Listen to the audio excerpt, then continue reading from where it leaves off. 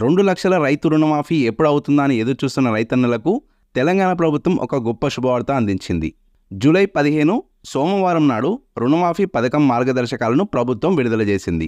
ఈ మార్గదర్శకాల ప్రకారం రుణమాఫీకి ఎవరు అర్హులు, ఎవరు అనర్హులు, రుణమాఫీకి రేషన్ కార్డు ప్రామాణికంగా తీసుకున్నారు కదా, మరి రేషన్ కార్డు లేని రైతుల పరిస్థితి ఏంటి, ఏ లోన్లకు ఈ రుణమాఫీ వర్తిస్తుంది, 2 లక్షలకు మించి ఉన్న పంట రుణాలను మాఫీ చేస్తారా లేదా, అలాగే గత ప్రభుత్వం కొంత మాఫీ చేయగా మిగిలి ఉన్న లోన్ అమౌంట్ని ఇప్పుడు కూడా మాఫీ చేస్తారా, రైతు పట్టా పాస్బుక్ పై తీసుకున్న గోల్డ్ లోన్ మాఫీ అవుతుందా, రుణమాఫీకి సంబంధించిన ఇలాంటి ఎన్నో ప్రశ్నలకు ఈ వీడియో ద్వారా క్లారిటీ ఇవ్వబోతున్నాను.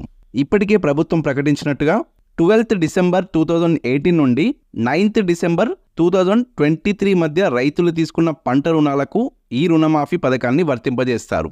తెలంగాణలో వ్యవసాయ భూమి కలిగి ఉన్న ప్రతి రైతు కుటుంబం ఈ రుణమాఫీకి అర్హులే.